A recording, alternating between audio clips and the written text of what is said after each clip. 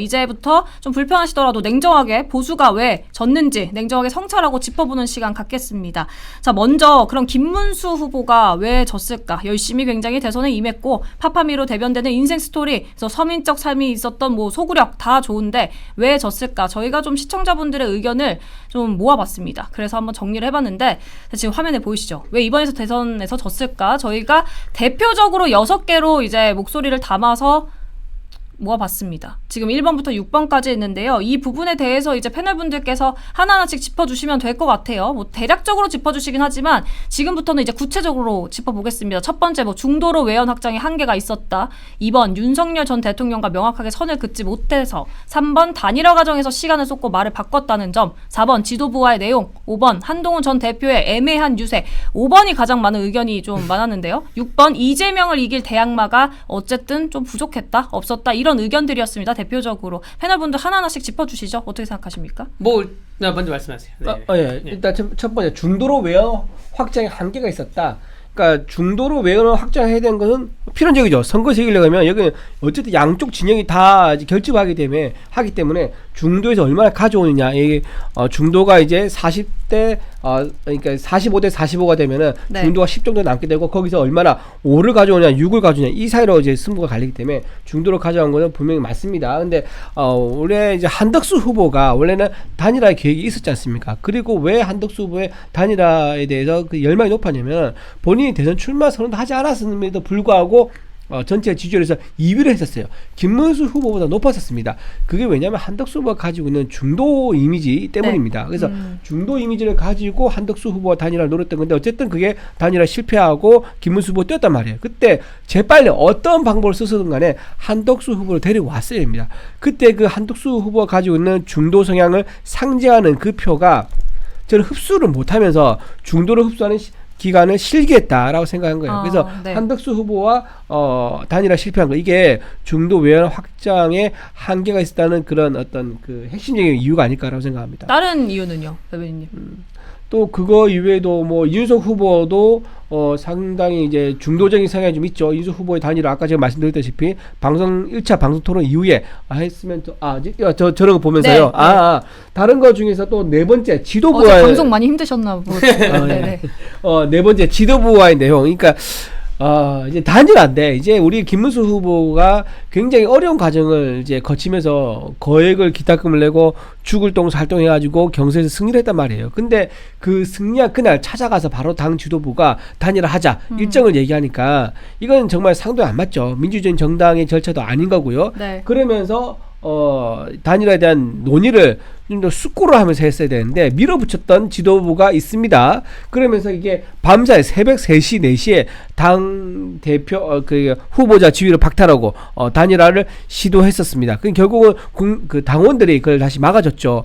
근데 그 여파가 굉장히 컸던 것 같아요. 이게 민주정당 맞느냐? 이렇게 우리가 경선 치러가지고 후보를 만들었는데 그거를 밖에 있는 경선에 참여하지 않은 후보와 단일화 억지로 시킨다고 하면서 많은 이제 중도층과 국민의힘의 당원들이 실망을 했다는 거, 이게 상당히 좀 컸을 것 같아요. 그리고 마지막 하나 더 얘기한다면 5번 얘기하고 싶은데 한동훈 전 대표가 2등까지 했지 않습니까? 결선에서 이제 졌지만 어쨌든 거기서 분명히 당원들과 국민 여론조사가 상당히 있다는 것을 확인했어요.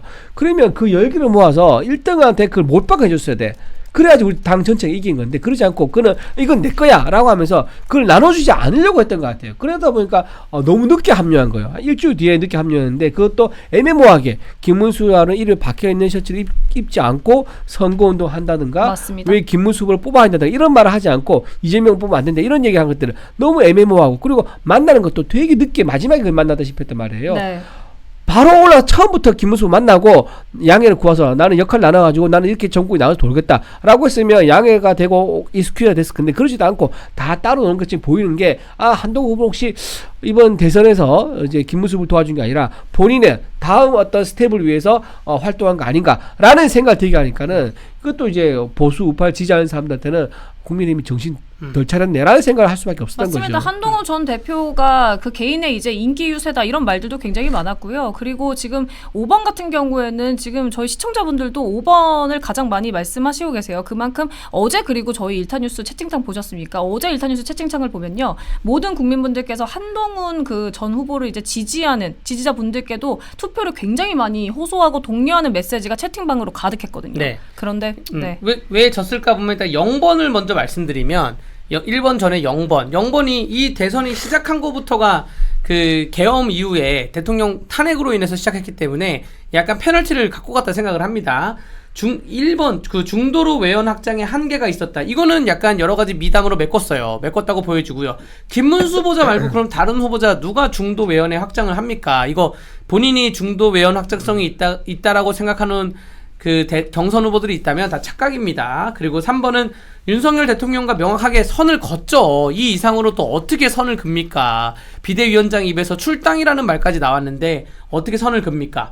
또 3번하고 4번은 이미 그 상처가 다 치유가 됐어요. 상처에 대해서 이미 치유가 돼서 대선 그 본선 기간에는 이 문제 가지고 왈가왈부하는 사람이 없었는데 유독 왈가왈부하는 사람도 있었죠. 아직도 본인들이 경선 중이라 생각하는 사람도 있었습니다. 그게 이제 5번에 있는 이 사람인데 그 이 한동훈 전 대표는 대선 내내 응원이라는 단어보다는 요청이라는 단어를 많이 썼어요.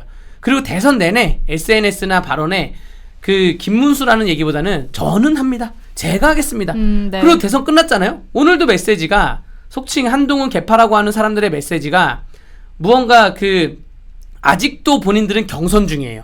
아직도 경선 중이고 지금 뭐 당내 선거에만 신경 쓰는 그런 분들이라고 보여지기 때문에 이것도 문제가 많이 컸다고 보여지고요. 6번에 이재명을 이길 대항마가 왜 없습니까? 김문수가 있었죠. 김문수가 있었기 때문에 물론 아까 이준호 대변인이 말씀하신 것처럼 대선 준비 기간이 8년과 몇 개월밖에 차이가 안 되지만 누구나 다 몇 개월이었습니다. 이재명을 이길 대항마는 충분히 있었다 보여지고요. 7번을 하나 달자면 열심히 안 한 사람들이 있어요. 열심히 한 사람들도 있는데 그거 바로 다음에 얘기할 거예요. 네, 열심히 안 한 사람들도 있기 때문에 네. 그래서 복합적인 이유로 이기지 못했다라고 반성하겠습니다. 저도 반성하겠습니다. 알겠습니다. 변호사님께서 이제 방금 말씀해주신 이제 열심히 안 한 사람들 이야기 잠깐 하기 전에 시청자 의견들도 들려드릴게요. 뭐 가시연꽃님께서는 한덕수 전 총리 때문에 이제 처음부터 진 거다. 대권에만 눈 멀었다. 이렇게 좀 말씀하셨고요. 그 다음에 이제 승민공님은 김문수 후보를 너무 안 도와줬습니다. 41%는 진짜 김문수 후보 혼자서 다 올린 겁니다. 라고 말씀해 주셨고요. 또 1818님께서는 이제 지도부가 문제입니다. 그만큼 이제 의견이 갈리는데 그럼에도 불구하고 이제 좀 공통적인 의견은 좀 5번에 많이 쏠리고 있다. 이런 생각이 들고요. 물론 선거 패배가 이제 특정 인물의 제가 말씀을 듣고 있는 건가요? 마지막에 하나 더 첨부하는 네네네. 첨부하세요. 네. 네. 아니 또 하나의 이유를 꼽자면 민주당하고 우리 당하고 다른 게 민주당은 일관된 메시지가 계속 나옵니다. 무조건 내란. 제가 뭐 서울에서 토론을 하던 지방 방송국에서 토론하던 시작부터 내란이고 제가 그 말했어요. 선거 유세에서 가장 많이 들린 단어가 내란이라고. 시작이 내란이고 끝이 내란인데 우리 국민의힘 측에는 메시지가 통일감이 없어요. 뭐 정책 얘기했다가 미담 얘기했다가 인물론 얘기했다가 무슨 부정선거 얘기했다가 통일이 없고 이게 결국 그렇기 때문에 사실 뭐 이런 생각도 들어요. 지금 민주당에 대한 일극 체제를 우리가 엄청 비난하고 비판하고 있는데 이재명 대통령의 당을 운영했던 방식에 대해서 비난하고 비판했는데 야 이게 일극체제가 이런 거는 부럽네. 일사불란한 게 우리는 어떤 일이 있었냐면 예를 들어서 이준석 후보자와 단일화 문제에 대해서 같은 시간대에 김문수 후보자는 단일화에 대해서는 항상 열려 있습니다 라고 하는데 주요 당직자에 있는 분들이 인터뷰하면서 같은 시간대 인터뷰하면서 단일화는 끝났습니다. 이제 단일화는 없습니다. 그 본인들 SNS 메시지에도 이제 단일화는 없습니다. 그러니까 언론들이 기자들이 저한테 단일화를 한다는 거야 안 한다는 거야 메시지는 통일시켜야 되는 거 아니야 지적할 정도로 너무나 중구난방이었습니다. 알겠습니다. 그 변호사님이 앞서 말씀하신 그 국민의힘에서 열심히 안 한 사람이 있다. 이거를 저희가 좀 인물 구도 옛날에 보여드렸었는데 이걸 띄우고 이제 말을 하려고 제가 잠시 스탑했습니다. 지금 국민의힘 내부에서 이제 벌써 책임론 이제 이제 나오고 있는데요. 저기에 이제 안 들어간 뭐 인물들도 뭐 많겠죠. 그런데 우선 대표적인 인물들만 넣어 놓은 겁니다. 한동훈 전 뭐 대표와 그다음에 쭉쭉쭉쭉 있는데 지금 보수 결집과 보수 이탈 저희가 이제 대표적으로 좀 김문수 후보를 중심으로 나눠 놓은 겁니다. 그러니까 저 사진을 보면서 사실 지난 대선 기간을 떠올려 보면 정권 재창출 실패가 뭐 그렇게 이상하지 않다라는 생각들도 좀 많이 이제 들려옵니다. 근데 이제 보수 지지자분들의 심판을 어쨌든 받아야 돼요. 국민의힘은. 그런데 이제 보수 이탈 아까 말씀하신 보수 이탈이든지 열심히 안 한 분들이 더 이제는 보수 지지자분들한테 좀 막중한 이제 책임을 지어야 되는 목소리를 듣게 되지 않나 이런 생각이 듭니다. 선거라는 거는 기본적으로 프레임 싸움이에요. 프레임. 그러니까 워딩 어떤 단어를 쓰냐 이 싸움으로 해서 주도권을 쥐고 하는 건데 민주당에서는 그럴 수 있죠. 내란이라는 단어가 굉장히 잘 유용한 단어죠. 그걸로 인해 가지고 일단 무슨 가치 평가를 하기 전에 나쁜 사람으로 이제 규정을 할 수 있는 거니까. 그런데 우리 당 내에서 그 단어를 쓰는 게 말이 됩니까? 우리 미래와 비전, 대한민국 자유, 시장 이거를 얘기해야 되는 건데 우리 당 내에서 내란을 열심히 얘기했던 사람이 있어요. 지금 이제 화면 보면 나오시지 않습니까? 그래서 저 이제 해운대 가서 뒤늦게 합류해가지고 선거운동 합류하셨던 분인데 저 H 둘 다 H네 또. 저 어쨌든 그렇게 식으로 내란을 우리 스스로 입을 얘기하는 것 자체가 굉장히 잘못된 선거 전략일 수밖에 없는 거고요. 보십시오. 우리는 계엄도 입장이 다 다른 목소리가 나와요. 계엄을 잘했니, 계엄을 못했니, 탄핵도 그렇죠. 찬성했니, 반대니, 부정선거도 있다 없다 등등. 각 이슈마다 전부 다 우리 국민의힘 내에서는 다 입장이 다르게 나왔단 말이에요. 그러면서 이제 H 저분이 계속 내란가의 뭐 세력가의 단절, 내란 세력가의 뭐 절연 이런 걸 얘기하니까 저쪽에서 해야 할 말 우리 내부에서 하는데 어떻게 우리가 단일대로 이러면서 표를 결집할 수가 있습니까? 우리 스스로가 좀 반성할 분명히 있다. 자, 일단은 아까 사진 띄워주시면 한 명 한 명 평가를 해드리자면 네, 저기에 안 들어간 인물들도 있습니다. 네, 말씀드리겠습니다. 일단 나경원, 안철수 호칭 생략하고요. 두 분 굉장히 칭찬합니다. 저 두 분 많이 고생하셨고요. 저 두 분들의 공에 대해서 당원들이 다 인정을 할 것이라고 생각을 합니다.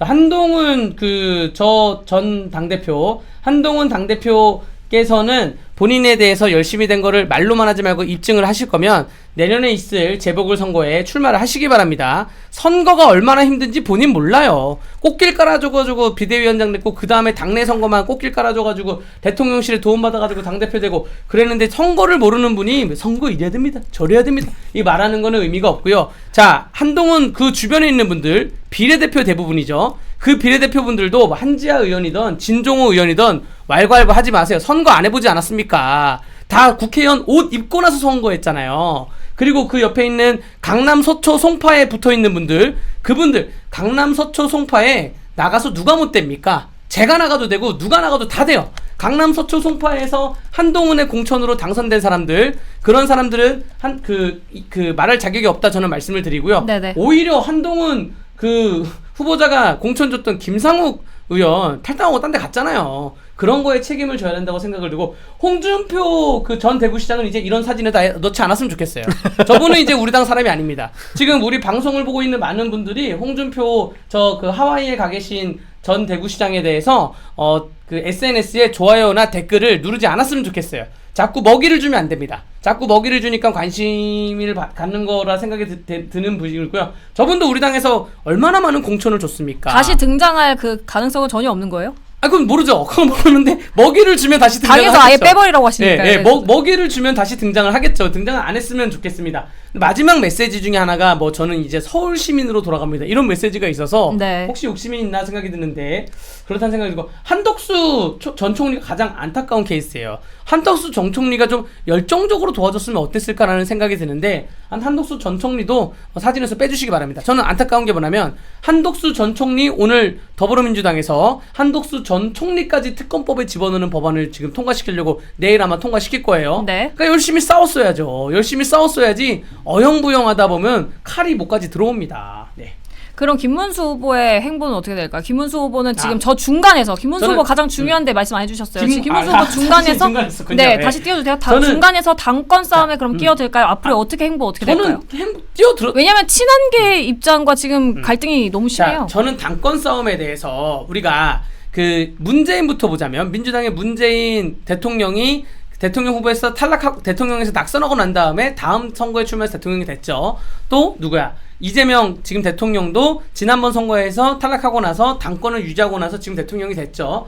김문수 그 후보자님께서 다음에 대선까지 나올지 모르겠지만 어쨌든 지금 당을 안정적으로 정비할 사람은 김문수밖에 없지 않나 저는 생각이 듭니다. 맞아요. 당권에 대해서 뭐 욕심을 내라 이런 게 아니라 그냥 쓱 오셔가지고 추대를 하세요. 상임전국위원회에서 추대를 하시고 지금 안정적으로 흘러가면서 당의 가장 중요한 게 또 우리가 예전에 황교안 대표 데리고 오던가 뭐 한동훈 전 대표 꽃길 깔아서 데리고 온 것처럼 외부 인사 절대 데리고 오면 안 됩니다. 내부적으로도 훌륭한 분들이 많아요. 그중에 내부적으로 너무나 자웅을 겨루기 힘들다? 그러면 김문수 후보자의 저러한 리더십과 그 어떠한 인성에 대해서 누가 반대하겠습니까? 본인이 결정만 내리면 되는 것 같은데 죄송한데 조금만 더 대한민국을 위해서 조금만 더 시간적으로 희생을 해주시기를 제가 좀 말씀드리겠습니다. 김문수 후보 지금 당대표 원하시는 시민분들도 많네요. 지금 채팅창 제가 보니까. 알기로는요. 이게 오늘 난리 났습니다. 이게 의원들 단톡방 있거든요. 의원들 단톡방. 단톡방이요? 의원들 네. 단톡방이 있는데 네. 의원들